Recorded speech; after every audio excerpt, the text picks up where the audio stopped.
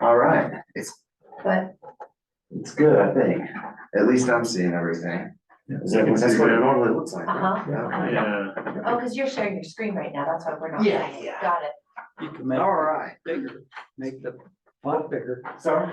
You can- All right, we can go ahead and get started. It is 6:31 Let's do it. to 12:24. Just kick us off by calling roll. Or I can call a roll. Commissioner Cromer, Here, present. Commissioner Cram, Present. Commissioner Schwartz, Present. Chair Evers, Present. Commissioner Drysdale, Present. Commissioner Hamrick, Present. Commissioner Scott, not present. Thanks for doing that. All right, so I think the goals for today's PCDC normally falls on the chair. Yeah, I'll do the agenda part and kick it to you, and it's kind of like co-chairing between you and I. That's all right.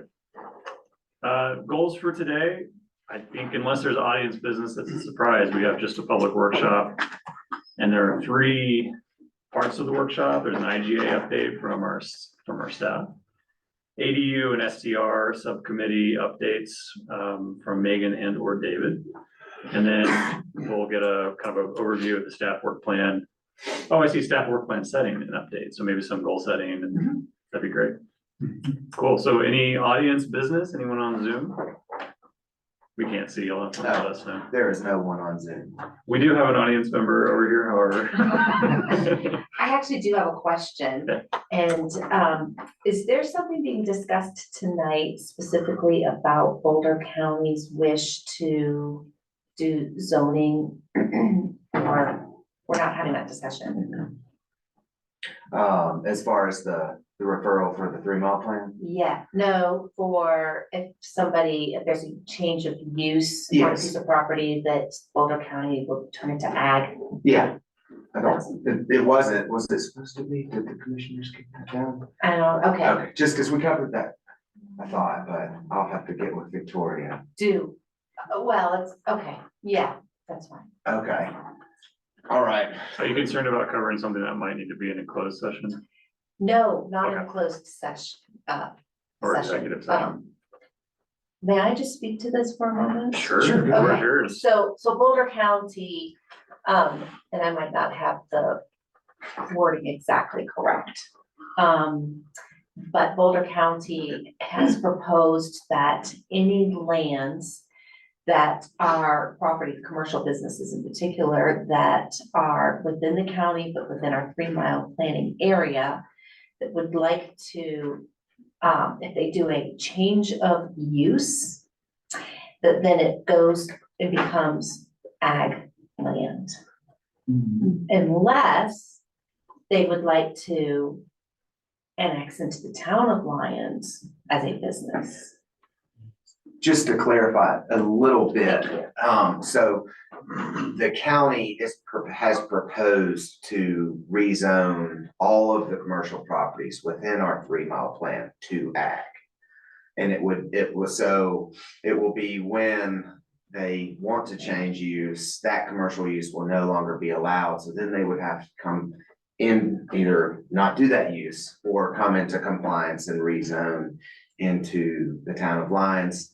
It's not really a problem where we have contiguity and we can annex those properties, but where we can't get 1/6 contiguity, it does cause a bit of an issue with those property owners. They had solicited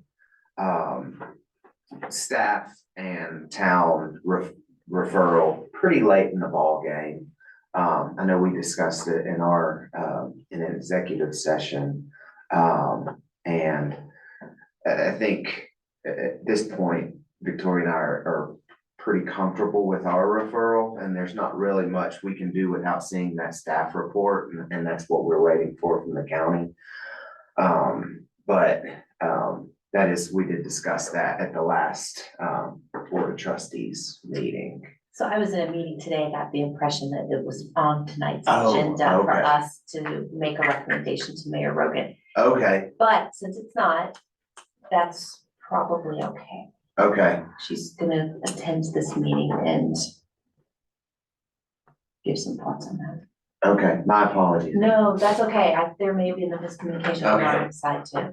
Okay. Question about that. You said you're waiting for the staff report to understand. I assume, so understand some of the intention behind that? Is that what the Yeah. staff report's gonna unveil? Yeah, and we got a little bit from the staff planner that's working on it. But we had asked last week at our IGA meeting, if we could get kind of more intent and then get that staff report as soon as it's ready. Okay. Um, So wait and see. And is there a timeline on when they would hope to implement that? Well, their planning commission is making a decision on it on Wednesday. Not tomorrow, but next It'll day. go, yes, and then it'll go to the board of the commissioners. What, a week or two later? Okay, so if we have some strong feelings about it, we're gonna be audience during their board meeting. That's correct. Basically, Okay. the mayor will represent us though, but since, So what properties are we really talking about here that would be impacted? CMAX? I could give you a great example, that's one. Okay. This is the possible impact that it could have in the community. Do you know where Paul Freisig's property is by chance? Do you know the name of the stone yard of his? It's basically on the east side of where, the Clark's hardware store was. So it's just on that ditch side. So let's say Paul were to choose to change use, or it would go under a different ownership, like he sold the property. Uh-huh. You could have a scenario where Cemex decides to buy that piece of property. And because it could become ag could be industrial use on that piece of property. So Cemex could take one of their mounds of dust mountains and bring it and put it right Huh, on that piece of property, or any kind of industrial waste whatsoever. so ag can, And then ag is, industrial waste. it can be used for industrial waste, or one house per 30 acres. 35 acres? Single So- family residence, best use. Bo is on the corner out Yeah. there. He would have to annex into the town in order to have a business there. But if you already have a business and you try to sell it, and it becomes change use, you're not selling your business, you're basically just selling your land, unless that person or business were to. It's Wow. really complicated and it's Yeah. not into Thank you, our that's advantage. helpful. Just to add to that, I mean, because Victoria brought this up last meeting, I believe. Yeah. And it just seems like taking property, away from, I mean, so if I had a commercial property, I want to sell it for commercial price, assuming it's higher, that change of use would default to ag, which is single family homes anyway. So it just seems like stealing property, in my opinion. So So unless I that was why I was misunderstand. under the Okay. impression that we were discussing it this evening Okay. based on a conversation a few hours ago. Sure. But I don't obviously want to take away from your agenda, so. Yeah, no, and I mean, my part will not be that long. That's the information that we have. Do you have any idea where the Board of Trustees is leaning on their referral language? There was no decision Okay. on that. I think it was hoping to come through a PCDC Okay. process, giving a recommendation within the board, but we will not be meeting Sure. on that timeframe. Has veto been discussed? A veto. The town of Lyons could have a veto on that change to ag. No.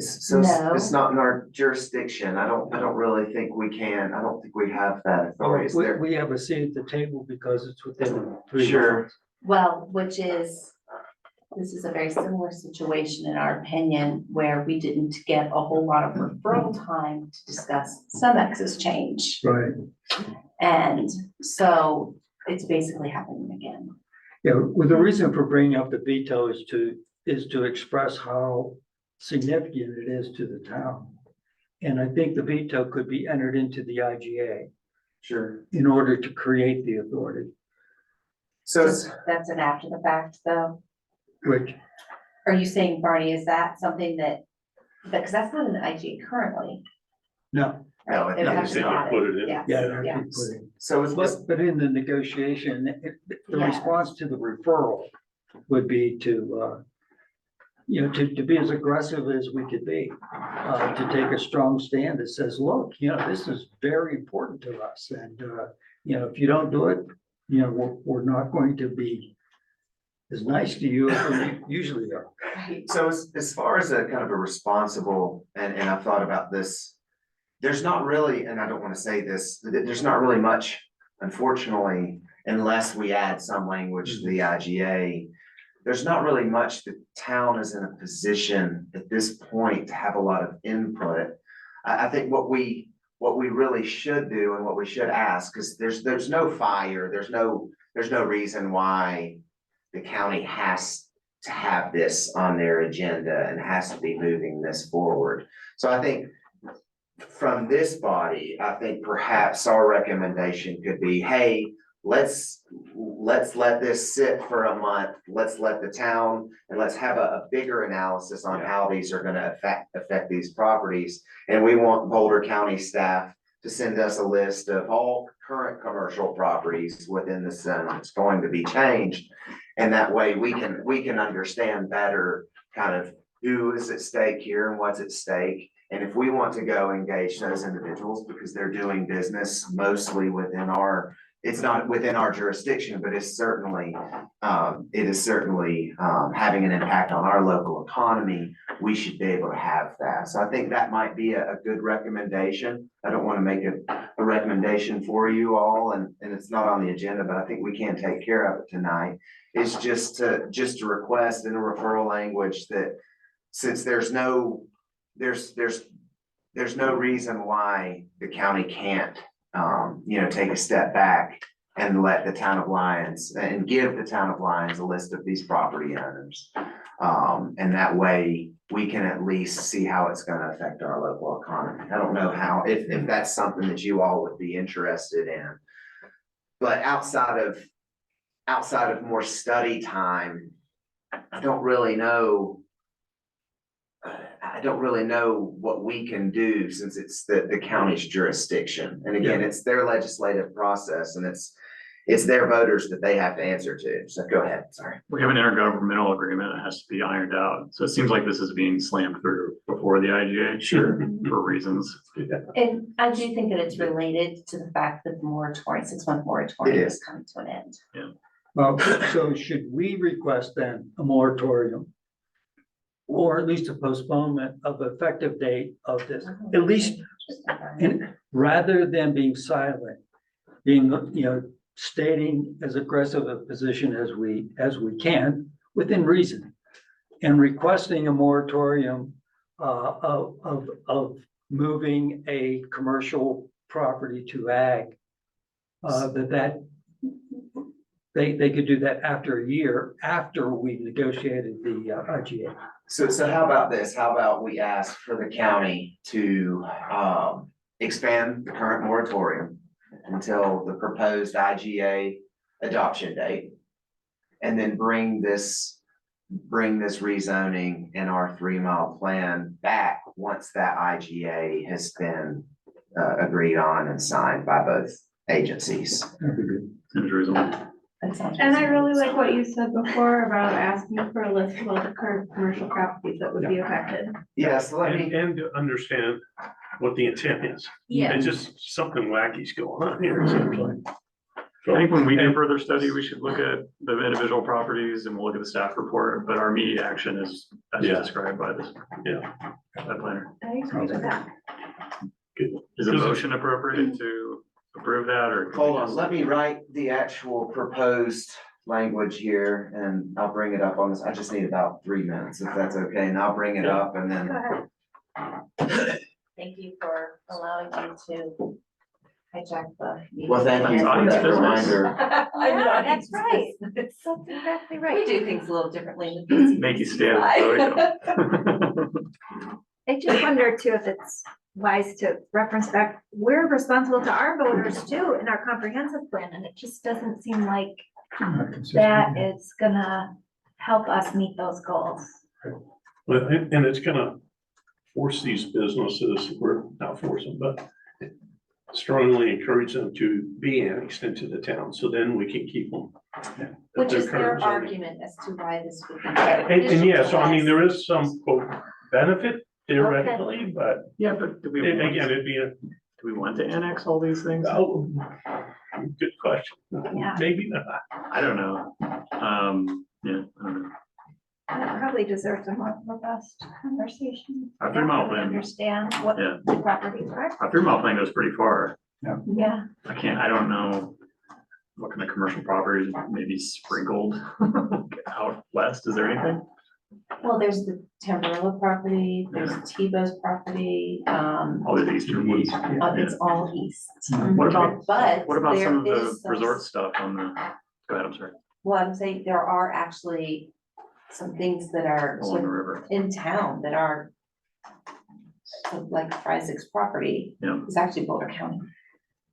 And there's a few things close to Spirit Hound across the Yes. street that are the, and isn't there some resort-ish stuff or I don't know what the right word would be, some commercial type stuff going out of 36 towards Estes?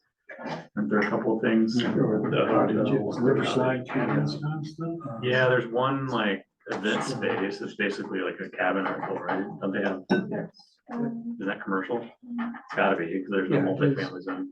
Yeah, So there's that, Stone Mountain Lodge, and then there are the cottages out of, on that damn road. it'd just be interesting to know why they're wanting to do this, because it's like, it just lowers the property values. That's about it. I don't really know what else they get out of it, other than trying to force our hand to act on They could, annexations that we may otherwise, but I don't know why that helps the county to know what we would annex and not annex. Why would they care? but they do. I think Well- it plays into the open space element. If you have one house per 35 acres, you can't do more than that, I mean, that's. right up into our boundaries. That's. This is a way of proliferating open space under the guise of really, really not dense housing. For us older Okay, make- folks, if you Sorry. Yeah. All right, so That's much better. at least what I have right now is timelines, PCDC requests that Boulder County extend the current moratorium and now act on the proposed rezoning of all commercial properties within the town's 3-mile plan until the following. A new IGA has been signed and implemented between both agencies. County staff provide a list of commercial property owners to be affected so that the town can analyze possible local economic effects. I'll make a motion and then we can have a discussion. I'll move to adopt that proposal, what request. Do you want to add the staff report or is that separate? Oh, we have that in the email already that we'll get it, so we'll. You need a second. I'll second. Did, Or, All right, we have a motion, we have a second. Turn on your little flippy floppies. There we go. Oh, no, not yet. we Now need it's discussion. discussion. Really? Yes. Sorry. Let's discuss. If you want to have him change anything, Yes. Just for chain of command and being respectful, why don't we add PCDC compels the board of trustees to request the Boulder County? oh, sure.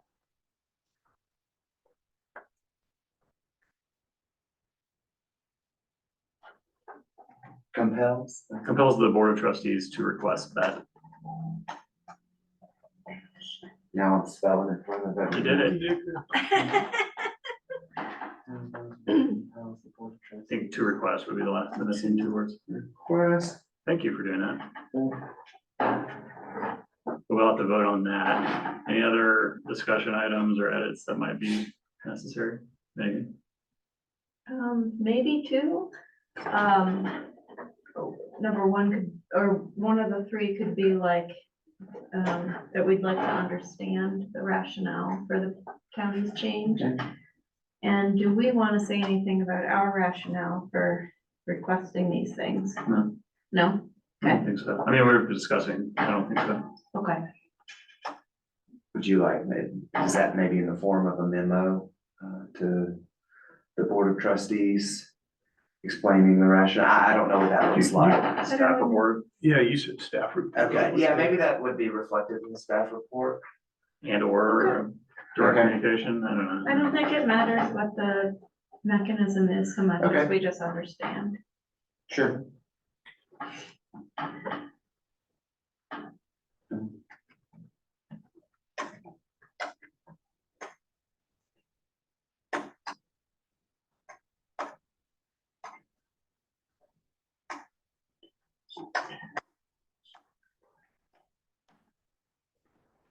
Perfect. We'll recommend. Oh, so close. Cause I can't see it, so. Oh, County staff provide. And, oh yeah, and associate staff report and or memo. Two, might as well not be wordy. Provide context to this request. Any other suggestions, or should we motion to accept edits to the original motion? I move to accept the edits to the original motion as displayed by the planner. Do we have a second? Second. We have a second. So should we vote on those edits? Yes. All right, put in your votes for those edits, and the grand reveal will happen now. you get to do that. I get to do it, yeah, I'm really excited about it. Somehow Commissioner Scott Yes. voted, but. I don't know. I wasn't doing that. It must be all. If there's anything we're holding sacred, it's gonna be this voting mechanism. All right, it's So- safe. And then you need to. Now we need to, we need to vote on passing the original motion to compel the board of trustees through this memo to request. So go ahead and put in your votes, please, for yes or no for this. Woo! Two All right. votes. Once I figured it out. All right, passes unanimous. It passes unanimously. Thank you, I appreciate it. Thank you very much Allow for me bringing for that up. Yeah, thank you. Should have been a blunder of mine. Let's see. All right, we'll take this off. We've already done audience business. We'll just go to, perfect segue, IGA update. So Victoria and I have been meeting with county staff. We've met every week on Wednesdays for about an hour and a half, 2 hours, in Boulder for the past 3 weeks. We've had really good, progress. I'll show you all kind of what we've been working on. So we, just a second. So kind of our first big push with the county was to get more properties added to our plan area. And how we went about that, we went for good reasons or bad reasons, we created our own way to do it, which I think worked really well. So just for a bit of context, not a lot of municipalities in Boulder County they have IGAs, but this really big push from the county to have affordable and attainable housing language within the IGA does not really exist in other communities except for very small ones. Lyons and Netherland for a great example. Reason being is most other municipalities have some sort of housing department or, affordable housing authority or something. So Boulder County leans on that authority or that department to do their jobs, and has oversight, but, that power is left with those departments or that authority. On the other hand, Lyons does not have, anything, really solidified as far as a process or someone responsible for implementing housing, within, the town. We'll touch that here in a little bit. So that's the reason why, it's this give and take. It's the county's perspective that if we're allowing you to annex these properties outside of our, one home per 35 acre zone, then you have to give us something in return. So that's the entire premise of these past 3 meetings. So kind of what we have come up with, thus far, and we do not have an agreement, so staff, at the staff level, Boulder County staff, they understand what we're trying to do. We are towing the line that the town of Lyons is unique and our housing needs are unique, and how we should approach those housing needs is also unique. So that is reflected within the IGA. So as far as the properties that we're picking up, that's weird, I'm sharing the wrong screen, I guess. I'll just make this bigger. As far as the properties that we're picking up, we are picking up the Boone parcel, Carpenter parcel, the Connor parcel, which is a large parcel just across the valley, the Hawkins parcel, which is along the main road here, the Harkless property, which is the Beehive, and the Lucanen parcel, which is the large parcel at the end of town when you turn the Boulder up. I don't know my roads yet, my apologies. But at that red light. So anyways, those are the parcels that we are standing to pick up.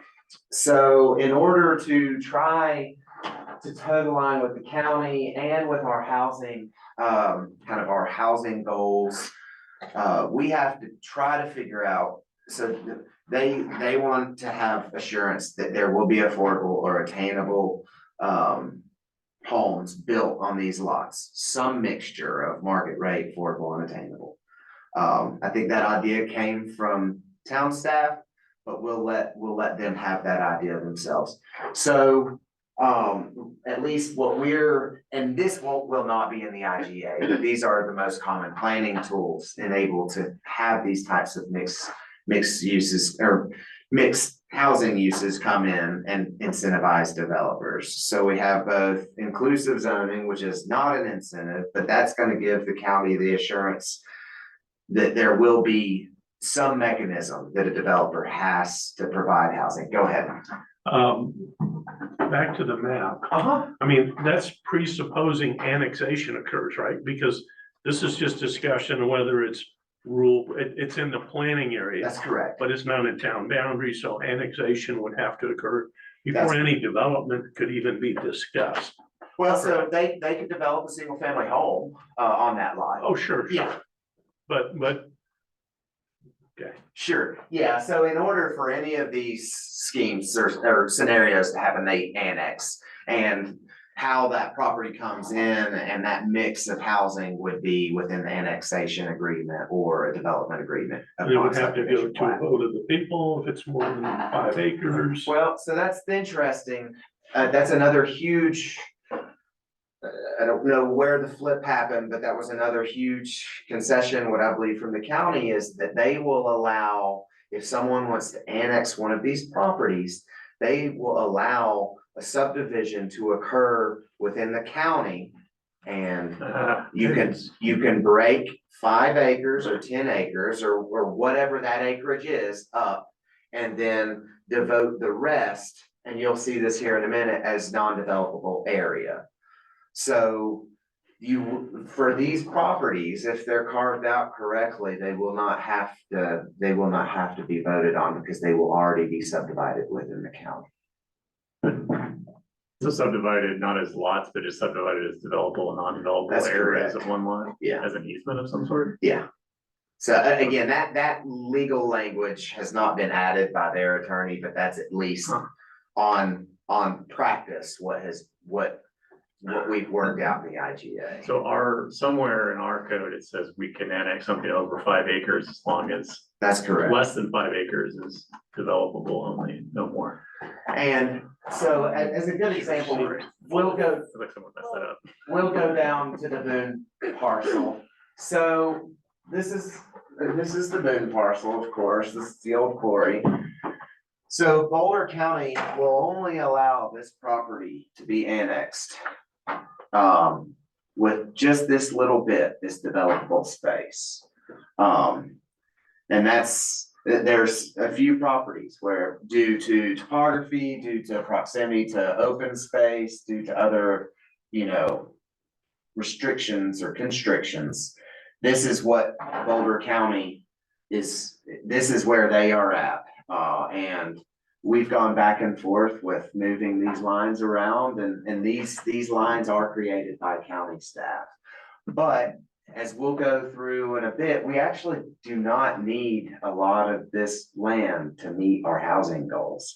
And in fact, I think it will help to kind of, if you say you're gonna pull in, you know, a 35-acre parcel and develop it, you know, the residents in that area obviously are gonna have great hesitation. But if you're saying, well, we are doing that, but only 4.38 acres of it is actually gonna be developed on, I think that makes that maybe a bit easier to sell. Go ahead.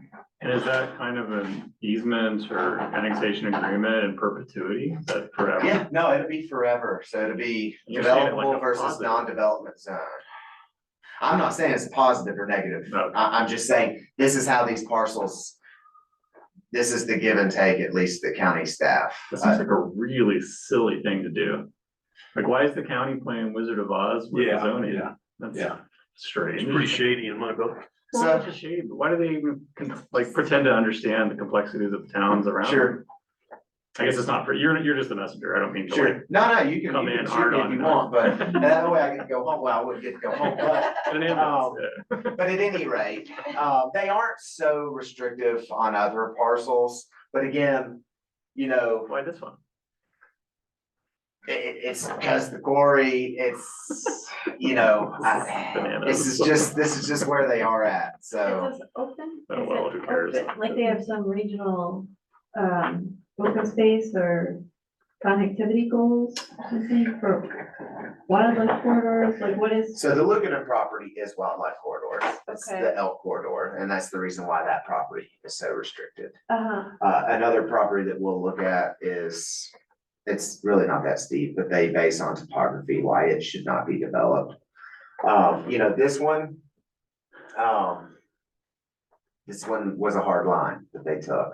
I wonder why. So, All right, for a quick question. yeah, So is this part of our IGA coming up? These terms will all be defined within that's our correct. IGA. All of these will have definitions. So it feels like we're going backwards in some sense. Is that, I mean, we haven't been involved in every step of the way, but it kind of feels like this is so far from where we were months ago and talking about the IGA. Well, From your point of view, I Board of think Trustees? I think it is a matter of a sense of compromise. Because what we're saying is that if we are going to meet certain goals, we want to have areas that represent. So for example, this boom parcel. You wouldn't go in there and build a 3-story, 20-unit apartment building. Not now, but maybe in 25 years. Well, it would really saying is that what we're committing to is a mix of smaller, more affordable type housing. And we're having it in that particular area, and granted, then the rest would stay open. So I think some of it has to come into fire, infrastructure, access. And so, yes, I mean, it is getting very particular. But you know, the question is, do we really want or need that all 50 Barney has acres? his hands up, he's Yeah. very patient. This is one of the things we asked for. This is one of the things we recommended to the Board of Trustees, was to not be required to take in a full plot. That we could do a smaller portion, especially where there are undevelopable segments of a given plot. We didn't want to have to take in the whole thing. I understand, but in 200 years, we wouldn't be able to develop any of that land because the agreement of annexing it is that we can only develop that small corner. So to be fair, in 25 years, the IGA will, I mean, this is a 20-year IGA. That's a good point, I forget. So this is something that could be completely renegotiated or amended if there's a project that comes and the town has a great interest in this. This is just this is an agreement, and this is how these properties are coming in right now. But I mean, this is a planning process, so you know, in 6 years, if a developer wants to come in and do something great up there and has the, you know, all of the money to do it, then that is something at that point that the town, so we're not really losing anything unless, you know, I mean, everything can be renegotiated, I guess. This isn't a deed restriction placed on that property. This is just again, this is a way for us to pick up 6 parcels within our plan area that otherwise have not been there. And these are the negotiations in order to get at least minimal housing on those parcels. To me, it's a gain. I mean, otherwise, we're not going to be able to use that property anyway. And neighbors are going, as you say, they'll still kick up a fuss, but maybe not quite as much of a fuss if it's, it's not that whole area. And a lot of the objections go away, like the objections about, well, you can't get utilities out there because of all these reasons, and on and on. Whereas for that smaller area, it's much more likely you could get utilities there. Yeah, so to put it in perspective, if you just run our baseline zoning, it's 56 acres. So if the whole thing comes in, we can have 336 units on that lot. What's the math? There's 6 units per acre in general, Private 7,000 district. square foot acres. That is a big sell to that neighborhood. But with what's 5 times, with 25 units, that's a much different calculus. For me, I think it's a gain, maybe not on this property, just because it is pretty restrictive, but all the other properties, I hope that you'll at least kind of see Victoria and my thought process. Again, it's collective bargaining. It's either we get one house on 35 acres and we do not have the authority to annex it in, or the county, it could come up for sale and then the county can buy it for open space. And then we have another hole of open space that we can't develop. So, you know, at least that's in our negotiations is how can we at least get these in our plan area and get them to where they are ripe for some development in the future. So the next parcel, sorry. Commissioner Crowe, you had a question? I was just gonna see the other parcels. Yeah, so the Carpenter parcel is right across the street. The whole thing is being brought in and it's being developed. Another way that we're negotiating with the county is we establish kind of baseline uses for that lot. And then also densities. And again, they wanted to see a mix of housing. So for each one of these parcels to be brought in, most of them are about the same. But for example, we have 25% affordable, 25% attainable, and 50% market rate. So that will occur in that annexation agreement that this is at least where the county and the town have agreed that this is the mix of housing that we need for this area. Go ahead. He's been waiting. Yeah, Lot size is that. so Is that part of it? lot size is just gonna fall under our current zoning. So right now it's about 7,000 square feet per lot. That's on my list of talks that I think we should have. But at least as it lives right now, most of these are 7,000 square foot lots. Okay. Commissioner Cran and then Commissioner Schwartz. First, I think it's really cool to see this work that you're doing because the IGA has felt to me more amorphous and this is really making it concrete, so thank you. Sure. I was just curious if, the landowners are involved in these discussions or if developers are. And, like would a developer say that's even doable, for example, or I don't know, Sure.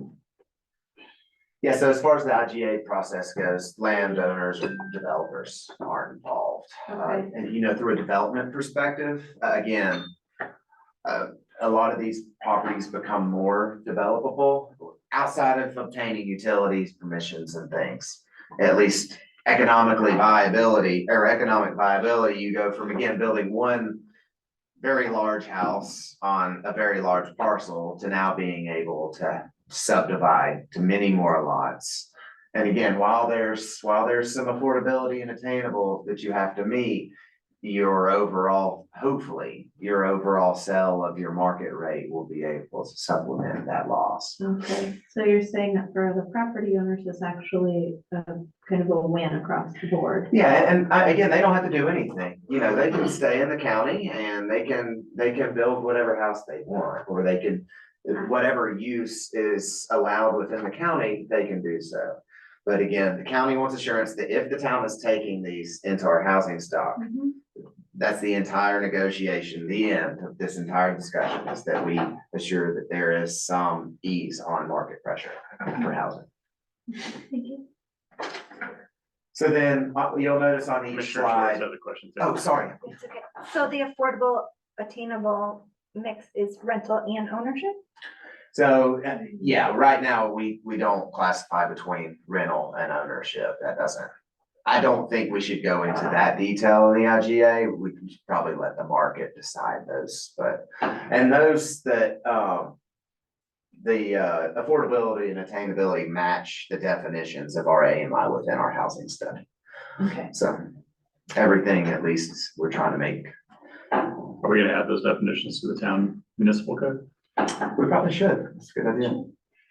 I would just, the 25 years instead of perpetuity makes me feel a little bit better. Sure. And yeah, at first I was like, this feels really like heavy-handed, but I see now it's kind of incremental change towards our goal, our mutual goal. So I'm feeling a little bit more comfortable than when we first started this. Sure, And I think we should look at the lot size. We've been talking about that for a while, so. Sure. I think that this is our next steps in this These look like journey. double loaded sites that are smaller than 7,000, right? I'm sorry, So these look like double loaded sites, like you have two roads on either side of that property. So 3,500 is your minimum lot size, then yeah. that's 12 units instead of 6, right? Yeah, so this would be, I have a full spreadsheet of kind of how many houses using this calculus and in some redevelopment, we'll go over that here in a minute. This is actually a great site to go ahead and extend and improve this road. Is that Fifth? I don't know, but at any rate, and then, yeah, you could have, to match the scale of the homes across the way, you could design a house with, I guess it would be a duplex, one facing one front and one facing the other. So you could get, I don't know, you're an architect, I'll leave that up to you all, but. That's not gonna develop anything. I'm wondering if it, instead of baking in these kinds of mixes into the IGA so that they're stuck for 20 years, if we don't create a term that's like the Lions affordable housing policy, and then we get to define what that is in our Sure. municipal code, so that we can move the I like goalposts. Yeah. I don't know, the county probably won't agree to it, because it seems like they're really interested in just strangling us here. So but that would at least allow us to change our minds 10 years down the road. Sure. Not being stuck to something. So I don't think they're really, I mean, they obviously care about us defining what that housing looks like. I think the percentages are really what's important to them. So I think we do have flexibility to wordsmith or make sure that we have authority to change those within the town. Well, I mean, 25% affordable, 25% attainable, 50% market, like if we agree to that in the IGA and those definitions, they don't exist currently in the IGA, I don't think they're adding them, maybe they are. Yeah, no, those will be in IGA They'll add definition definitions section, to that. yeah. Yes, please, Cromer. Is it, does it have to be this mix for every single plot, or does it change? It changes everything. Could we say that for all the plots, we would have this mix? And some of them might be more of one than the other. Let's go through, just to at least kind of show, so a good example maybe is, Like a 20-year average target mix. Play their stupid game back at them. so the Connor property, we went 30, 30, 40, and that is solely because this property owner wants to do affordable housing and has already engaged the town, and is very interested in the outcome of this IGA. We actually could probably step this up a bit more, And again, we have the hatched zone. It's pretty, it's above the blue zone. It's on a steep slope, so we didn't find that too obtrusive, or draconian to define that. But again, the 30-30-40 mix is different than the 20-25-50, or yeah, 50, just because we have a current property owner, that would like to do this on their lot. This one's the most challenging. We have to find secondary access somehow. It's hard to develop density at the end of a cul-de-sac, like, and that's why a lot of these properties we're fine with only carving out a little bit. It's just because they're already on burdened streets as they are, and there's not gonna be a lot of room in Old Town to expand those streets. So we're really limited in our growth. But go ahead. Is that Long's Peak river? Yes, this, Oh, that's up there. or maybe this, I don't know, my apologies. I can bring up my map. HOA down there, so I'm just understand. We'll worry about it when we get there. But this is all private property here. It's one owner. Yeah, it's the Hawkins family. So what's this orange, this purple down here and the yellow?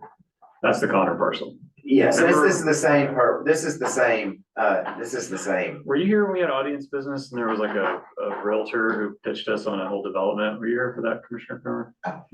Okay, never mind. So anyways, to explain this little thumbnail, the yellow is our planning area in the IGA. So this is showing that it comes into our plan area, and then the red hatch is, if you were to bring it in, that'd be the no development zone. Okay. So that whole area in the purple is 29 acres? 29.69 acres, yeah.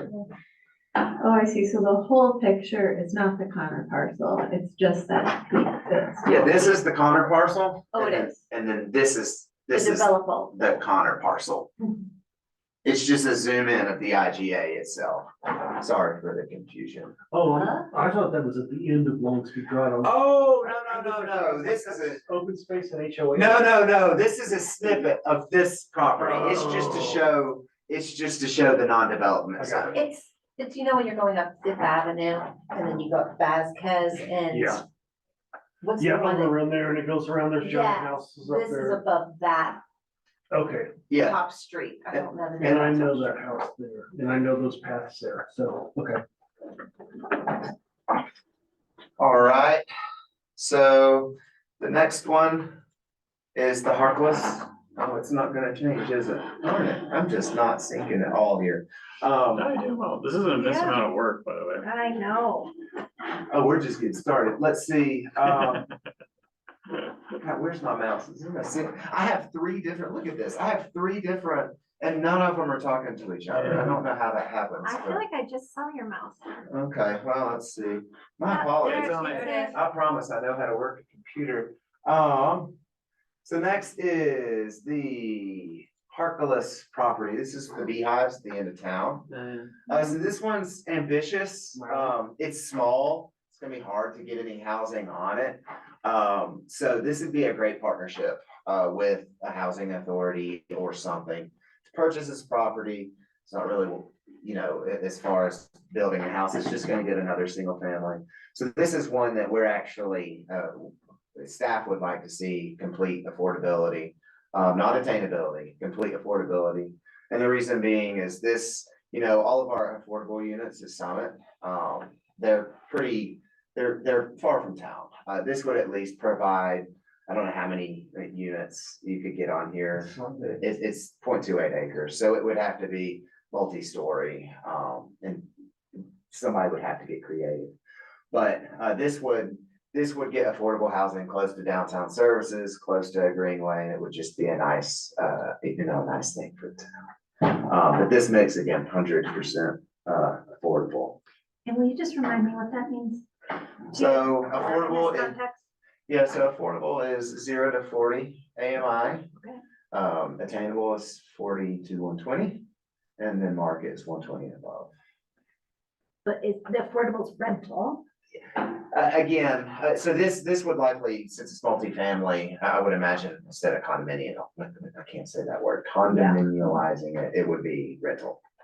I I've heard affordability as 60% AMI rental, Yeah, and then like attainability 80 to 120 ownership, but there's lots of definitions. being Sure. used. He's referring to the housing depending on- study we just did, yeah. Yeah, and they borrowed them from somewhere, and it wasn't Boulder County, I don't think. so you're taking definitions from the housing study? That's correct. Yes. I just want to okay. make sure everything, and that That's is, the right thing to do. we Yeah, do need I to forgot add that about language in our code as well to make sure that it's codified. Cool. I used to live right this. I lost my mouse again. There it is. All right, so the last one is the Lucaden property. So this one, Housing authority. we had to get really creative. So we really only have 2 development zones, on this very large piece of property. Reason being is we have an open, so this is, again, this is just a snippet of kind of the area and to show the restrictions. So we have kind of this hill and the toe of the slope. We have Boulder County open space here, and then we have an elk migration corridor that is very present in this area. So they would like a buffer. Originally, the original IGA language said that they were gonna bar cats and dogs from being able to live with these properties, but, that took a big negotiation, but we got that out. So anyways, this area here, which is this green area, this swath of land, we have a 30-30-40 market. I have a spreadsheet that further breaks up these percentages. But this will be kind of one node of heavier market rate. And then this right here, it is all within the floodplain. So it's not gonna really be right for residential development. The current property owner would like to have a campground or camping use, and that would be allowed still under this agreement. So, that allows that kind of commercial use. This orange area, which is just this little triangle sliver here, is gonna be commercial or mixed use once, again, we'll talk about that here in a minute. But some sort of commercial mixed use here. And then this little sliver, which is 2 acres, is the very top end of Summit, the current Summit housing. And we have an easement that goes right through here, so we can access those. And again, I'll go over my spreadsheet here in a bit, but so at least those are the 6 parcels that are being added. Those are kind of the mixes that we've done. So I'll open the spreadsheet, and are there any questions about this? At least conceptually, yeah. So you have a section where it's yellow, no lines are going through it, and that's just kind of to the left of the green. What is that? That is quarry, so Okay, that is yet undecided. okay, Where we asked that it not be taken out of our plan area, and we asked that it not be regulated by the county. We don't know what's gonna go there. It could be who knows? Who knows what it could you be? want painful? Let's, Yeah, who knows what it'll be? Could be goat I mean, it's farm. just a hole in the ground. So So anyways, municipal pool. you Was know, that where the shooting range was? that's correct. Yes, okay. So anyways, it's still in our plan area, we didn't feel it necessary to, of all the back and forth, that was one that we just said, we're gonna leave it as is, it's in our plan area. I don't know what you can do with it, so fill it with water, make it a Fascinating huge property. dive tank, I don't know. Yeah. Swimming pool.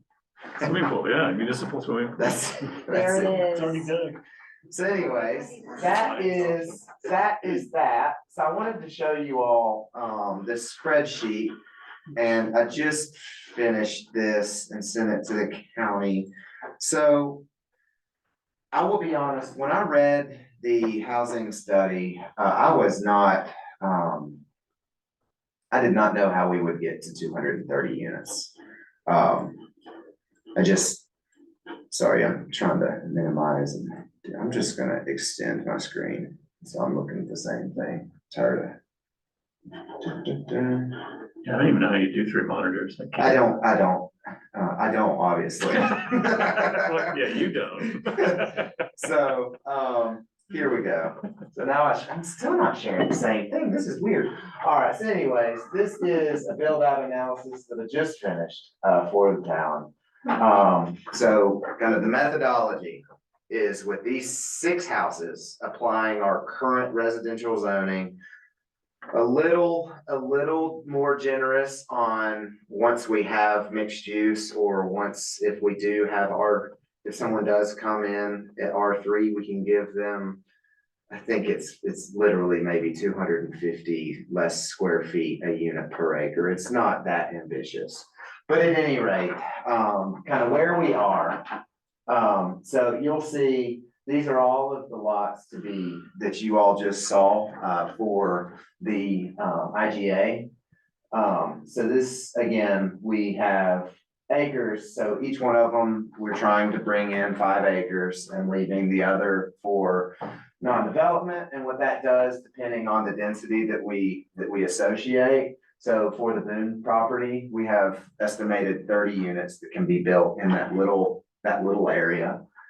And then that split, we carry that further, and then we have those percentages again that we've already seen. And that gives us a breakdown of what these units will look like in the end on build out, if this scenario were to happen perfectly. So what that does, so again, we need 230 units by 2050. That's what our housing study said. So again, it didn't specify in that housing. That was just to keep up with, go ahead, I'm sorry. I was just gonna say, that's all BS in my opinion. Sure. I mean, they did not use available land properties for lines, they use generic Boulder County data, so it just bothers me when you say that, because Sure. there's no way in hell that's gonna happen, Yeah. in my opinion. Well, I'll show you. We actually we can go over using what zoning we have now and infill development, and redevelopment within town. It only takes 11 properties, to get to where we need to be in 2050. That's it. We'll go over this. Again, this is if we have developers that want to maximize and this is using the lowest end of our zoning. So, again, Boone parcel, this is low density. This is, if they were to come into the town, this is how many units they'd be able to put in right now. It would likely have to come in as a PUD, so they could, move the lots around. They'd still have to meet the minimum square footage for the lot, but, allow them to be a bit creative to get to this point. But again, we still get a total of 30 units, 15 market rate, 7.5 attainable. Again, I didn't want to round just because it skews all the numbers. So in the end, with just these parcels, our total IGA planning area build out, again, at our lowest densities, we pick up 214 units. Give or take. Again, these are all estimates using our baseline zoning. So that means that we get 34.8 market, 28.3 affordable, and 36.9 attainable units. So that's pretty good. We have not heard back from the county whether they're comfortable with these percentages, because this puts the work that we put in associating the percentages to each of those lots. This shows at least the end methodology of where we are.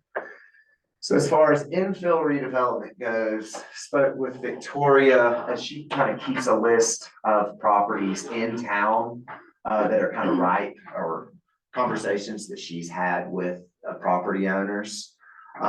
So again, I believe there's 5 of them. So Seward, that's the chicken coop.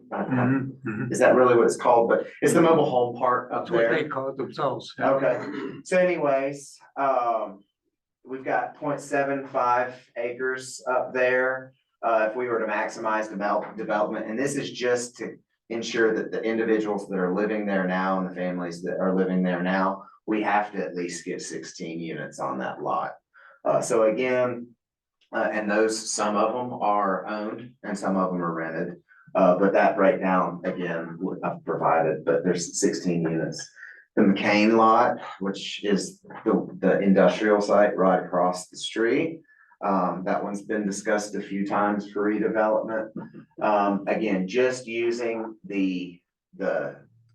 it's in downtown. This is right for high density development. The estimated units we could get, about 11. And again, these are based off of our current zoning regulations.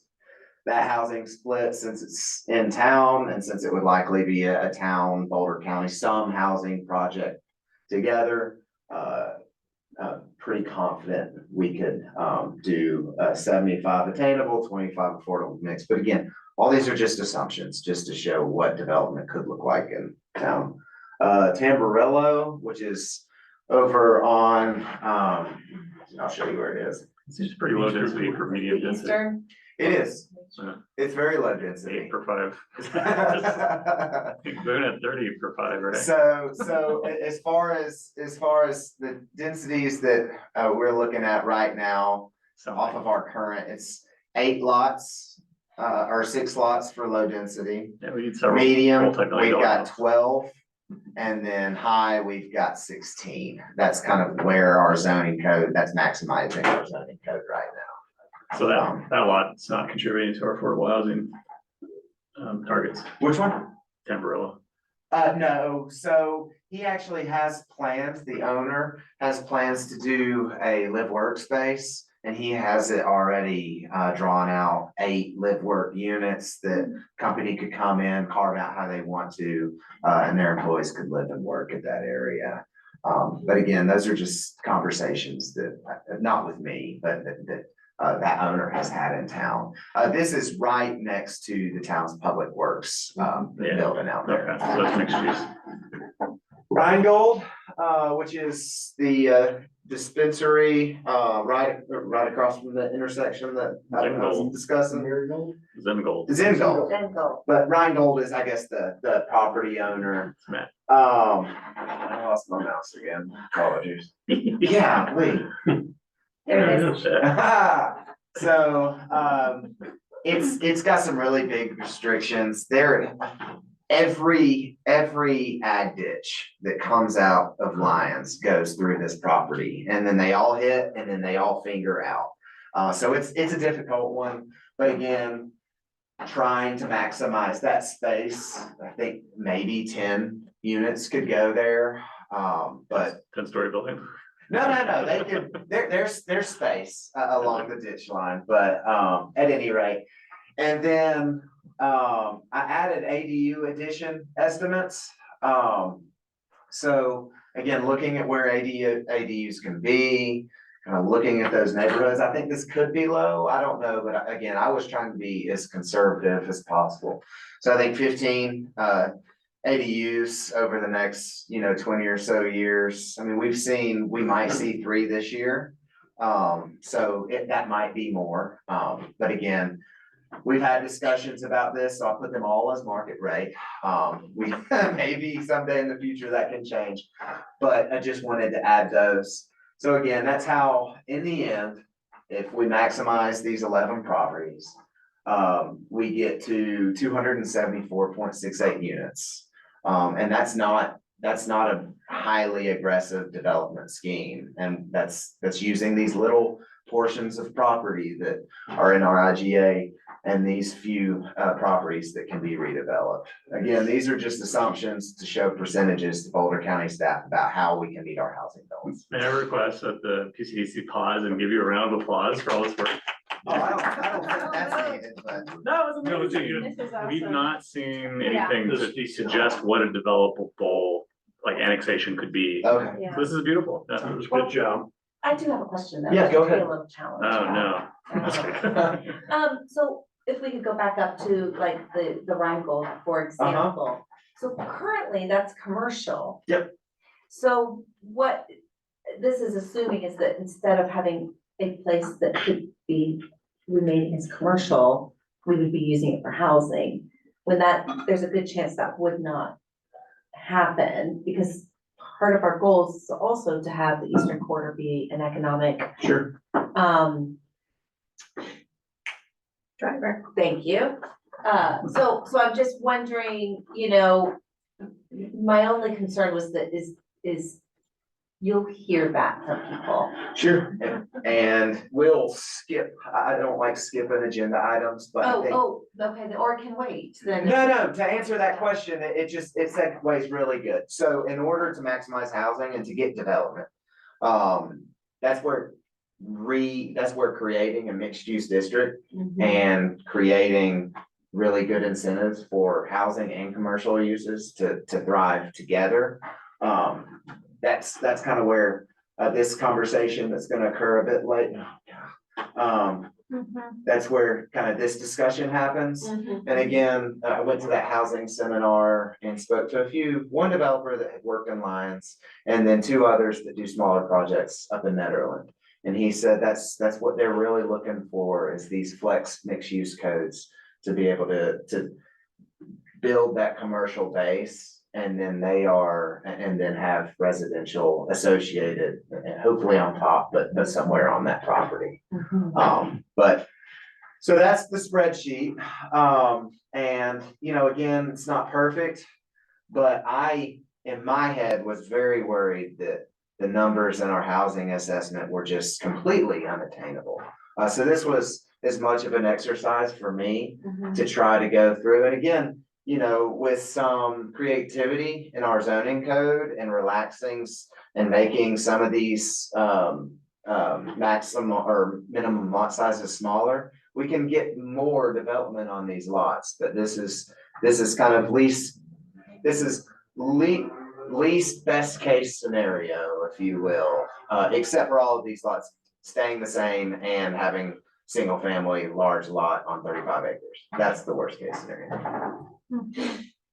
The only concern I have, this is an IGA discussion, right? The only concern I have about our target blends of market affordable and attainable is they sound nice. Sure, There's no way of knowing if that's a developable target. that's correct. So I think we have to build some kind of flexibility into the IGA language around, Yeah, proposal by proposal, case by case basis, that we could somehow pull a lever and change that agreement, and then the county would be fine with it, because, I don't know if it's like, if our goal is to be on target to develop 70 affordable units and close to 100 attainable units, are we allowed to deviate 75% of that target or something in order to achieve the developable standards that we need? So basically, like, how low can we go and still meet the county's expectations? for the Sure. agreement? so I'm afraid the county thinks that our bar is too low. They want to see more. They're not Um, smart. But what we asked the county is that they have their real estate services department, they have multiple attorneys, multiple people on their development board, all these people look at these numbers, see how realistic they are before they come in and say, no, this actually needs to be 80 affordables or whatever. So that will be, that would be I just don't know how we frame flexibility in this conversation. I don't either. That's why I don't like it. I understand. And so our attorneys are talking just to see what we can do, and again, whether good or bad, this is an agreement that, if it's not working and all of a sudden we have developers that come in that can't do this, can't make it work economically, then an amendment or, Netherland dropped out of the IGA. They don't, Yeah, the county's not on their referral list. So I guess, again, that's give and take, they don't have to refer annexations anymore, but the county can also come in and buy open space all around these towns, that don't have an IGA. So I'll be honest, I've worked under several IGAs, and this is certainly the most controlling IGA that I've seen. But it's Boulder County, we live here for the open space. What has been reflected, and we're meeting with the elected officials on Wednesday, is these are promises that Boulder County commissioners made. And they want to make sure that their promises are reflected within these IGAs. Our question, pointingly was, why does the town of Lyons have to fulfill the promises that you made on your campaign trail or wherever? So again, it's Victoria, we play this good cop, bad cop, just because how I talk, I always tend to be the good cop. Victoria's that, you know, she tends to take the more, but it's working, at least so far. But I do think that a recommendation, out of this board could be, you know, what does flexibility look like? And, you know, how can we bake that in as best we can? So may I ask from the staff's perspective, is there any action that the PCDC needs to take on this IGA for now? Or just thank you for the update and we'll circle back when we need to? Yes, and no, there's no action, tonight. Tonight, we're meeting. This could all crash and burn on Wednesday. I mean, it very well could be. Right. This is 3 weeks of going back and forth with staff. And I err on the side of providing a lot of data for argument, and that's where all this stuff comes from. Because where we can't answer questions very directly, we lose ground, it seems. So, you know, and maybe I'm shooting the town in the foot a bit by providing, you know, a lot of detail, but that's what they're asking for. So this will come back in front of you all once we have the IGA and the IGA language, and then that will be kind of the appropriate time, I think, to say, you know, this is good, this is terrible, needs modification. As silly as it sounds, like, would a contingency make sense into your estimates? Because like, certainly not all that square footage is developable. Sure. In its capacity, so like, I don't know, is 80% of those total numbers would that be realistic? I was very clear in my email, and I will be very clear, this isn't going in the IGA, this is just a tool. Oh, I know, but just for the discussion of it. Sure. 'Cause, I mean, I work with clients all the time, and if you say, oh, your budget's from this to this, they always hear the low number. Sure. Or whatever they want to hear. So if you say 275, it's gonna stick in somebody's mind somewhere in the county, and it's gonna come back. Well, so the only reason why the 270, they wanted to make sure that we could meet the 230 that was accepted within our housing study. So as long as we, even if it comes in around 215, like, I don't know if that level of. There's plausibility is what you're saying. Yeah, so this is just to show meeting our housing goals with these properties that are being added in with some urban infill and redevelopment. It is possible, and you need to accept Town of Lyon's assumptions because we have our own unique methodologies. So that's at least the argument on staff side.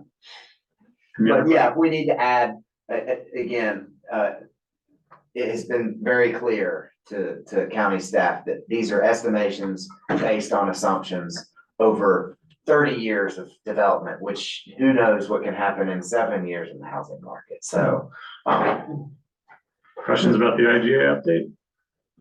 Chair Hammer. I have Or not Chair, Member Hammer? hey, dude. Housing study, I mean, maybe I misunderstood the whole intent of the housing study.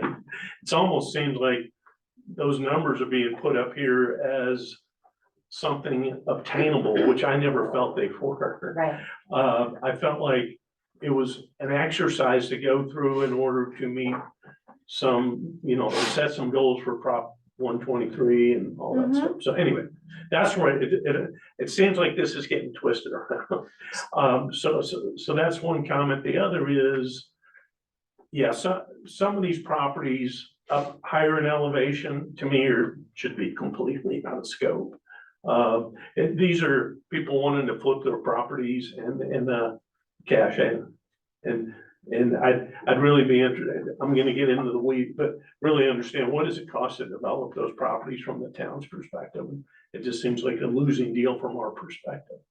And then infill and all that, and looking at others down closer to town, yeah, that makes sense. And anyway, so that's just a couple comments. I just somehow, I mean, this is a great exercise. I appreciate you doing this because I think it gives some, you know, gives us something real to look at and understand what the possibilities are. Can I add to that? Yeah. So the question that I have that's I think similar to yours is if we don't add 239 housing units to Lyons, then what?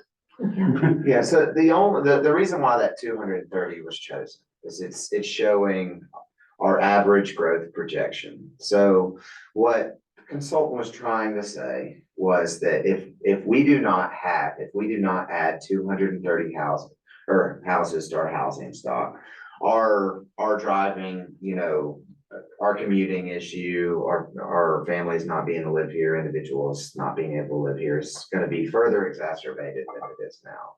So that 230 benchmark was just to sustain estimated, again, a population growth, but then also to house people, the loss that we have of, like, I don't know many people that work here that live here, at least in the town. But I guess if you look at the growth of the town over the last 20, 30 years, it's nothing. Sure, In some areas, it's actually decreased. So those numbers were derived, I believe, from Boulder County, which we know has grown. It's because that's throwing in Longmont and some of these other high growth areas. So it skews everything, in my opinion. so I do know that the consultant did use actual data. That was one conversation. It's the only we thing you used. had to go on, so Yeah. I can't fault them for that. Sure. The other thing, and I'll shut up, but this just seems disingenuous with the county and the town working together saying, oh, let's get these lots under 5 acres so we don't have to take it to vote. It just seems slimy in my opinion. Go ahead, Brian. Yeah, I did, in terms of the assessment, I was worried, and you saw the reaction of the town just to the assessment. Sure, The first two things that you put up, I guarantee there will be torches and pitchforks, sure. if they even saw that. Yeah. Oh, yeah. So I think that, no matter how closely you keep it, needs a preamble. Sure, That says, we are not putting 30 houses across the street from you Sure. next week. It needs to have something that enables people to understand that this is a long-range set of thinking and assessment of what ifs, possibilities, sure, alternatives, and that sort of thing, as opposed to that the town has already planned and talked to the developer who's bringing the bulldozers in next week. sure. And I don't want to understate that. Sure, I'll say it again, if there's any doubt anywhere. So the assessment to me, in effect, said, what if we got 500 new people in town? Or whatever that number was. How would we accommodate it? And that to me is what this is doing also. What if we had 500 new people in town? Where would they be? How would they be able to be accommodated? Because I gotta tell you, some of these are absolute non-starters for the next probably 5 to 10 years. sure. Commissioner Kern? I mean, I wonder if it would be helpful to frame it even as like not to meet our housing goal. Because I hear what you're saying, David, like that, how is that really our housing goal is kind of what I hear you saying. But rather, we know there is an issue with lack of affordable housing and with people who work here, not being able to live here. I mean, those alone, and if we could just say, yeah, we know that we could build this many units potentially to meet that kind of demand. So kind of take the 230 number out of the mix and just say, this is what we could do with those lots. Might be a way to frame it. I think that Amy's point is important, and it may not belong in here, but the mix of rental versus ownership is something really for our town to consider. Sure. I do have one other comment. When you list ADUs, are you looking at only detached ADUs? Yeah, so that is detached. So it is right now. Alex is working on trying to figure out how many attached ADUs, and there's compliance issues. That assumption is detached units. Okay, but because a specific reason for asking that, right? What if one of our HOAs, or even more than one of our HOAs, is already struggling with three families in one building right now, and they don't know how to get rid of it, and, you know, they're having difficulties with their own lawyers. Sure. I'm thinking maybe perhaps, but might be very willing to say, oh, we'll do attached ADUs, we'll allow that in our neighborhood, but it's very strictly within the town's rules with, you know, where they have to be, you know, they have to be authorized by the town, they have to have an inspection, you know, safety, et cetera, et cetera. If that opened up the HOAs, that could be another 10, maybe 15 attached ADUs that could be added to the plan, and actually improve the kind of relationship between the HOAs and the town. Yes, I know the enforcement case you're talking about. It's very unpopular. It's in process right now. It's 2 families, but that gets into, you know, we'll have code discussions, and I'm all about code. And right now, of course, the code doesn't allow that in that area either. We have this definition of family that is one of the more stringent ones in Colorado. It's 3 or more unrelated people. So at any rate, so in order to make that situation work, we won't even go into that. I have a whole drawing in my office. If anybody really wants to nerd out That's not on about the agenda. numbers calculus, it's really exciting. So yeah, so 2 fronts. Colorado, there's a bill right now at Colorado legislature that's going to strip HOAs away from being able to regulate attached ADUs. Again, I think I said it last time. If that's adopted, that will go all the way to the Supreme Court. It's going to be a biggie, and it will go all the way, and it will be a hard fight. As far as if HOAs wanted the town to have authority, I don't think that's a problem, and that would be something that we, could work through and make those work as best they can with those areas. Now, I know the owner occupancy has been, an issue, but that's going to be a hard line that HOAs are going to take, is there has to be an owner occupied unit. But again, we're already pretty over, but sorry, go ahead. No, I didn't interrupt. But yeah, that's down the road. If that's discussion, I put him in the driver's seat of all things ADU and STR amendments. So that's going to be hopefully a conversation that he'll have with you all. I think for the IGA, just to put a bow on this, or attempt to, unless you have a comment about the IGA first. I was just gonna add, there's so much that's gonna change. Sure. At the statewide policy level, like in the industry, manufactured, modular housing, and the land development costs, even if you had 100% confidence in those parcels, it never Sure. turns out the way you think it's going to in land development. So I think we need to try to help encourage all to just thread the needle as carefully as possible. Sure. And just get more options on the table is what we talked about a couple months ago. In relation to the IGA, so that we can, actually try to meet our Boulder County and our mutual goals of more affordable and attainable housing.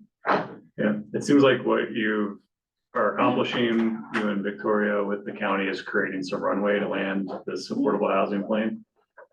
And, when that plane lands, and how many planes land, is it one big plane? Is it anyway, that analogy is dying.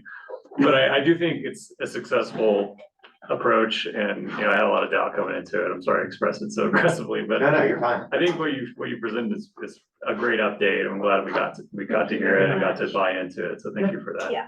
And it does seem like there's a natural segue into ADU and STR code update meeting. So why don't we do that, and we'll keep it brief unless it doesn't want to be brief, and then we'll continue to try to keep it brief. So ADUs and STRs are two different, and we'll call them subcommittees, but really just two different areas here. Megan, you've been leading an STR subcommittee for months, kind of waiting for the housing assessment to finish. And then David, you've picked up the ADU torch recently, and you guys were both at a meeting. Would you like to maybe take the lead, and then David can provide context as well? Sure. So David, myself, Neil, and both planners, and with the representatives from the Economic Vitality Commission and Housing and Human Services. So we all got together just last week. And the reason it was that group, so you might remember with the STRs some months ago, we had convened the same group to sort of be an advisory committee, because everybody has a stake in housing rentals. So the purpose of the meeting was just to kind of jumpstart our efforts again, now that the housing study is complete or nearly complete. And what we're looking to do is to figure out what kind of code modifications will make sense in light of our goals for affordable and attainable workforce housing, all those things. What kind of balance will make sense between short-term and long-term rentals. So, yeah, I think it was a helpful discussion to get us going again. Where we kind of landed was something I believe I had mentioned last PCDC meeting, was this idea of doing some surveys. Does this ring a bell? Okay. So we're gonna have 3 surveys that we're drafting now. So we'll have a short-term rental survey to look at what's going well with them, what's not going so well, and what's the reason people are choosing to do short-term rentals versus long-term rentals. We'll have an ADU survey that David's heading up. I'll let him talk to that. And then one that was added as a result of this meeting, which is kind of cool, is a survey of business owners to get a better handle on what kind of workforce housing needs that they're seeing and what they recommend. Excellent. So, yeah, and we realize that we may not, surveys don't always yield the greatest number of results, right? But it's an avenue to get some more input. And hopefully that will inform whatever changes, if any changes, we make to the code. I add some things too. Actually, I don't, believe it or not. Good job, man. And it was good to meet with those 2 other groups, because I think one of the big questions in my mind, which is not an answerable question, but it's really which one, can short-term cannibalize ADUs or vice versa, and which one's more important? And I asked that question, and of course, there wasn't an answer, and I don't think it's answerable. But it would be good from those 2 groups to understand which is higher priority maybe, so we can focus our efforts more in that particular area, whether it's short-term and or ADUs long-term. And one kind of non-surprising, but good quality outcome of a meeting like that is how little our other commissions and volunteers and even some of our staff understand like what an ADU is and how it works in the town. And I think that's always really good to be reminded of that, because we can spend months talking about them and understanding them, but we go outside that door and very few people understand what ADU means. Yeah. And I think we really need to be cognizant also within ourselves that ADU is a type of long-term rental, but there's an umbrella, long-term rentals, many long-term rentals out there. ADU is like a specific type, right? So. The taxonomy of, Huh? I'm sorry, I didn't know. Oh, what'd you say? So there's the taxonomy of long-term rentals and ADUs. Yes, the Really one, taxonomy, yeah. but we tend to focus on ADUs because that's what's in our code. But we shouldn't lose sight of the fact that there's lots of long-term rentals out there probably that aren't ADUs and are never gonna be ADUs. So surveys next step, and then after that, we'll put our heads together and see if that causes us to pivot in one direction or another, and if not, we'll keep looking for the rut that guides us to the inevitable short-term rental code amendment, which is the next thing on the staff work plan settings and updates. Good segue. So if you wouldn't mind, Andrew, taking us into the next 5-6 bullet points, and you can choose if there's a priority or how you'd like to lead Hey, us. can I just ask if Andrew, do you have anything to add to what we talked about? Okay. All right, so, at least sitting down, and again, I've only been here for a month, but kind of listening, to conversations, both you all and the Board of Trustees, and the few interactions I've had with community members, and then reading through our comp plan goals, housing assessment. I've put together this work plan. It's in no order of importance. But we can kind of go through that. A lot of them work together, though. We did skip one. I thought we did. No, we did not. So I'll just run through these at least pretty quickly. And then we can just have a light discussion. So as we've already mentioned, ADU and SDR code amendments, that's what we're working on. Alex will be taking the lead on that one. I'll kind of be alongside to help out. But since you kind of started that, I like kind of the cradle to the grave code approach, just because I don't want to now interject my ideas, unless, I absolutely have to. So that one's already in process. AU development public workshop, I think this will go nicely. Once we're going through this, once we have our, surveys out there, and we've gotten some data, holding some sort of community engagement, to say, hey, these are the options. This is what the town code says. We've been, I don't know if any of y'all have heard of Studio Shed. Yeah. They're a prefab ADU developer. I think they're out of Louisville. They kind of set the bar, at least what I can see. We reviewed one of those for an ADU a couple years ago. Okay. Up on I have Seward. one on my property. Oh, you got Okay. one. There you go. It's not an ADU, but it's a she shed. My wife took it over one moved. So I met with him. He's doing a lot of work, or not he, but they are doing a lot of work in Netherlands. They're in negotiations right now with Netherlands to do a 30 to 40 unit affordable attainable housing complex up there with their units. They range from she sheds to garages to 400 square foot ADUs to 1,000. They're about to add on. Their designers he said by next week, they'll have a 3-bedroom, 2-bath, and these are prefab. They come, drop them, and they have local contractors that do all of that work. Or for what I think is really cool, they just drop off the kits like you used to do, like Sears and Roebuck's houses. And I don't know if you've ever heard of Kaboom, but it's like you build a playground in a day. But I had the idea when I was talking, I was like, well, if we had like 4 of these things for an affordable housing or attainable housing, we get a discount price, and it'd be really cool if we could have a community building event or something. Cool. And it'd just be neat to do that, and I think it just builds energy. So I think having since we've had these discussions and the town's excited about ADUs, he would like to come and kind of he would like to come speak in front of you all about these options and kind of the model that they've had around the US.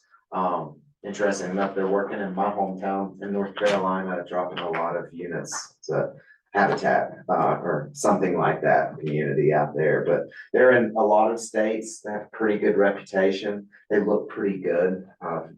So that's one idea. And if that's something you all would like to hear, I can actually come up with an actual plan, and he can come kind of give what he has done in other communities. I'm a little hesitant to limit it to one company. There's a company out of Buena Vista, Far West, I think, Front West. Fading West, they do the same thing. It would be nice to kind of have, a few developers come and say what they've done. I know there's another one that works pretty heavily in Leadville. I don't know who they are. But that's at least, I think, one way to kind of get more education and excitement to develop ADUs, and kind of loosen that burden of, oh man, I have to build this thing, to, hey, I can get a prefab structure that looks good. you know, and maybe that might ease some of those. I think we still might have stick buildings. Go ahead. There's a really cool program in Denver, it's the Habitat for Humanity Metro Denver, I think. And West Renaissance something or other. But basically they did prefab ADUs, they drop them in people's backyards, they would be used as a primary for the person living there, and then they rent out the unit, the existing house to gain income, and that was sort of a nonprofit, you know, recycling fund that kept happening over and over again to keep people from being priced out of their properties. Basically. It was really neat. So anyways, if that's something that you all would like to hear, just let me know, and I'll kind of orchestrate that, and we can kind of generate buzz around ADU development. The next one on my list, and I think this one is very necessary for both our commercial and residential growth and to meet our comp plan goals. We have in R3 zone, we have language that allows for mixed use, but it doesn't really go into any detail. It's not a flexible code. My idea and the mixed use code that I'm drafting right now is very flexible on use. You know, as long as you meet the form and scale of the property, you know, those codes have been very successful to really get good development and get a really good mix between commercial anchor tenants and housing. And that's, you know, that meets our comp plan goals and our housing goals. Next one is affordable and attainable housing development strategies. And again, these are just kind of going further in the strategies that were put in our assessment, whether those are developing density bonuses or whatever those tools look like, just going through and having conversations and start trying to codify some of those in the next year. The next one isn't really going to be led by planning, but there's a $2 million pot of money that was originally awarded to Longmont from EPA, passed down through the state of Colorado to do assessments for brownfields in communities. As for some reason, the EPA has a rule that if a large metro of a certain population gets this grant, they have to pool on a smaller municipality alongside. So they brought on us and Cortez way out there. Way out. And then also Firestone.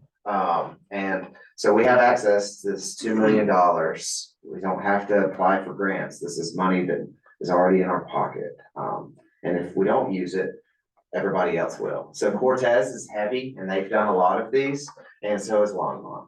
So Victoria is kind of lead this charge. So we'll have a workshop. We'll send out letters first saying, hey, this is a free service. It's not punitive if it turns out that your commercial structure is a brownfield. You know, if you're going to sell that commercial structure, the buyer has to have this assessment done anyways now for banking regulations. So this is a way for our current commercial owners to be able to have this ready. So, you know, a potential buyer doesn't have to do that. Again, the EPA is not going to come down and say you have to fix these issues. It's pure information.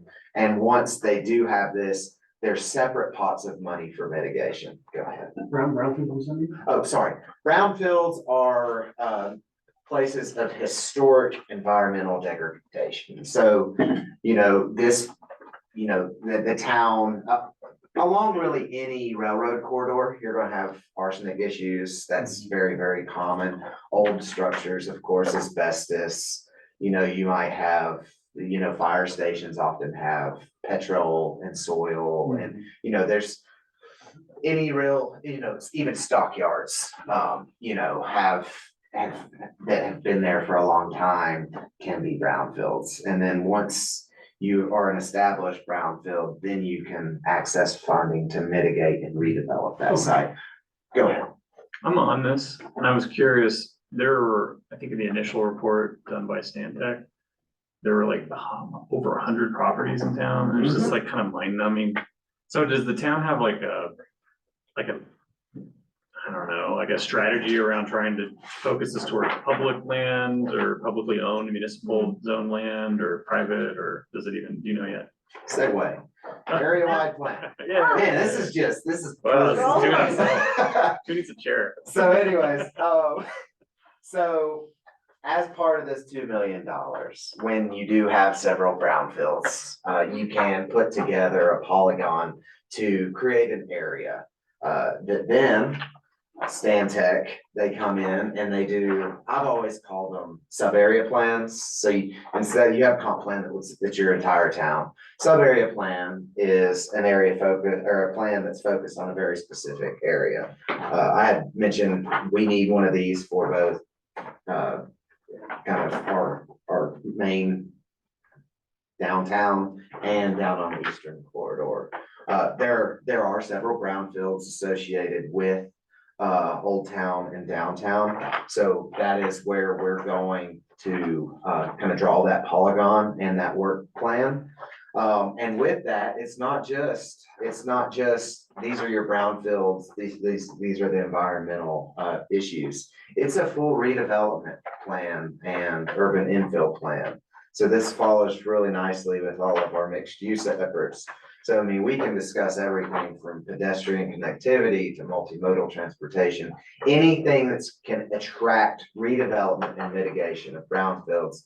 The EPA doesn't care. And that's the main goal of this area-wide plan, is to find an area with several brownfields and come up with a plan to best redevelop that area and take care of those issues. So I think that was a segue to your question, but yeah, there are several, and Who that's knows the answer?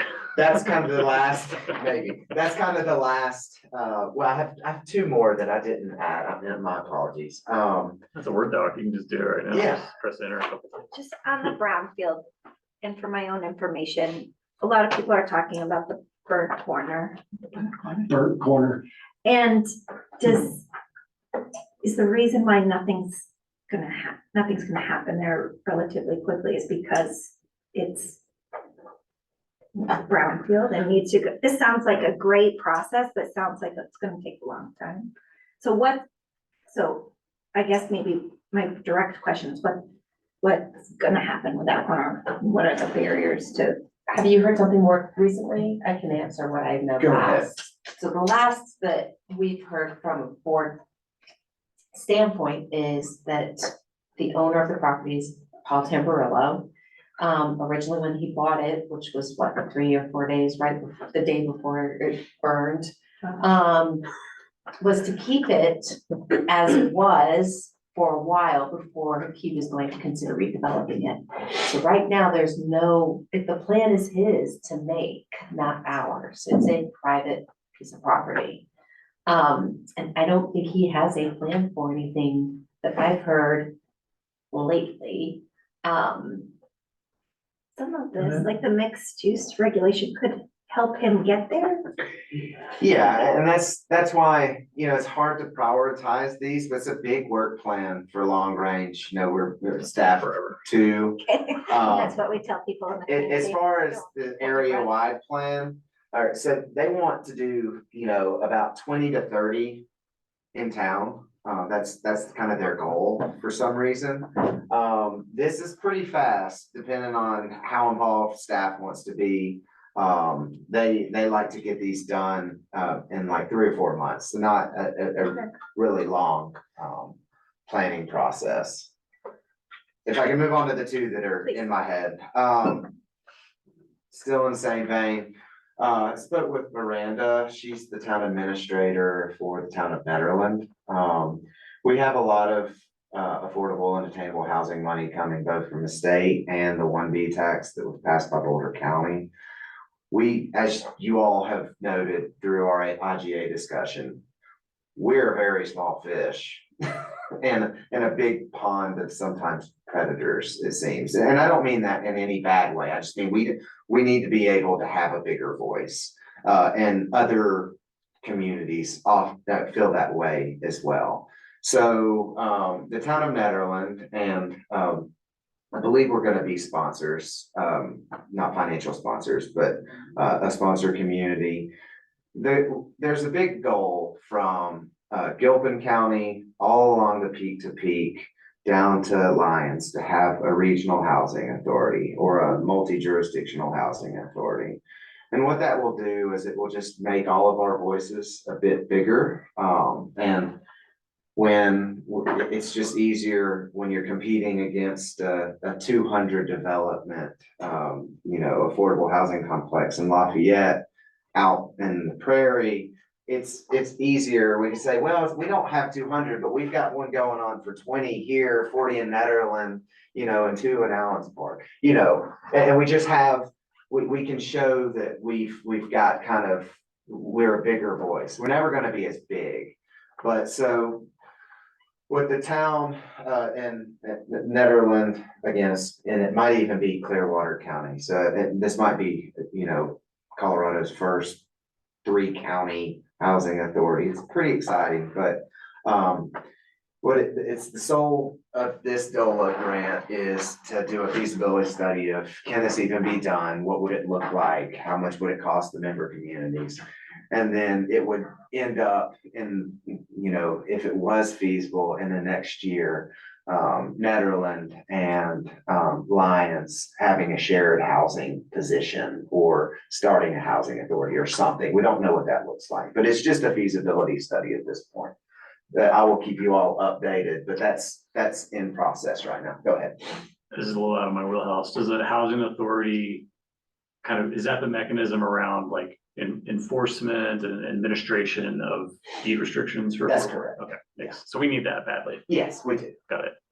So the town doesn't have to do it, and it makes it's a lot, when they go after funds and they go after properties, it's a lot more appealing to give money to a nonprofit than it is to the government that you're already paying taxes to. At least that seems to work in other places. Sorry, go ahead. That's exciting. Yeah, I think so. The last one I forgot, so that's why you should write things down. Was it adjourned? Because it's dead. It'll Go get ahead. back to you. In Housing and Human Services, they also mentioned that the sidewalk assessment, so they've done some prioritizing, and Jocelyn, maybe you might add to this too, but, Tanya, Trustee Datty reported that the Board of Trustees is looking at a sales tax increase in Lyons to fund really a fraction of the sidewalk improvements, but they're really trying to not just have that be a plan that sits on a shelf, but to make it happen. But it's like a multi-million-dollar plan to implement, so it's gonna be a lot. And a sales tax of 0.5% would give us like $250,000. So it's a start, but that's the update from there. It would be, sidewalks could be a part of that, but it's all Right. infrastructure type projects. Mhm. So stormwater, sidewalks, streets, the undergrounding, electrical wiring, so that's what the tax is coming up in April. Is to be considered for. So, because I think what has happened is taking money from our general budget, putting it aside for infrastructure, is not really building up the piggy bank in order to really tackle these multi-million-dollar projects that we have. Has the board or town staff thought about the synergy of this brownfield development money and their area-wide plan in conjunction with an infrastructure tax? It has not been presented to us from that standpoint. Do they overlap? They're not mutually exclusive. They're not mutually exclusive. We literally just met about this on Thursday. I know, but you said the So- whole point of making an area-wide Yeah. plan is so that you can talk about the brownfield sites as part of an area, not just part of individual sites. So Sure. therefore, the connections between those sites could be part of the, Right. so if those are sidewalks or Good thought. whatever. It's, Interesting. it's not like the most money, but it's a little bit extra. Right. Just seems like instead of having like 6 or 7 plates spinning, we could have fewer that are all kind of focused on the same priorities, Mhm, but I'm not near, so. mhm. Well, I know this was a lot, but that's my Great. work plan. I know this was a long meeting and it will be much more fragmented in the future. I think this is an ambitious list, but again, I think where we can combine them and work. I guess why I do not like working on long-range planning in silos is because this idea really needs to talk to this idea and this idea needs to talk to this idea. So it's hard to say, we're gonna check these all off. While it's impossible for me and Alex to do all of this at the same time, I guess it's my hope that we can really look at how each of these, whether it's a code amendment or a zoning amendment or some sort of long-range pursuit, how we can do the work now so we don't have to do it, we're scratching our heads, in 2 years, we're like, well, why didn't we do that then? And then we have to do it again. So I know it's a lot, but that's at least my work plan for long range. So PCDC will be along for the ride for some of that stuff, clearly, right? Especially code amendments and things that affect land use. Is there other ways that the PCDC could be helpful to, staff priorities in this work plan?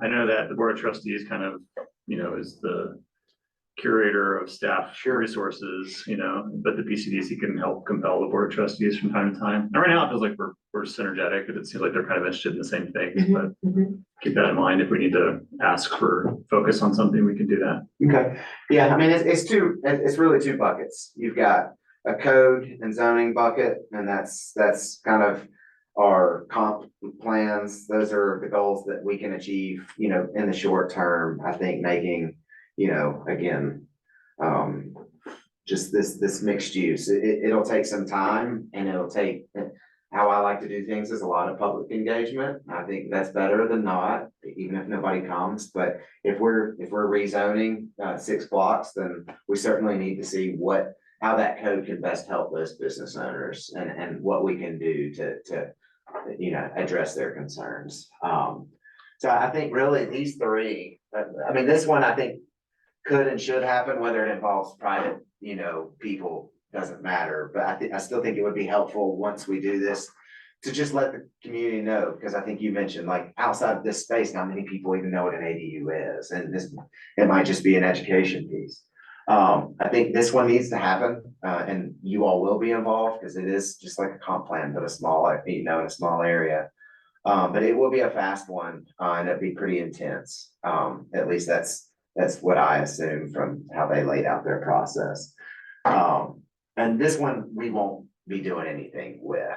They just aligned. So yeah, I think most of this will come in front of you all, for both brainstorming and review. So some workshops that are public, part of the public engagement process in your mind. Okay. Is it appropriate for, maybe this is for you guys who've been here longer, is it appropriate for PCDC to invite outside members to our workshops to ideate on things? Yeah. We haven't done it too much specifically targeted at individuals before. So. All right. Any questions or comments about the staff work plan and or new business? Though I think we covered everything. No. All right. And this is just a workshop, so we don't need a motion to end, do we? We just do it. When you say, move for adjournment, somebody says second, raise your hand, we leave. Maybe we have a move for adjournment. So move. Second for adjournment. Second, we have a second. Okay. Done. 8:23.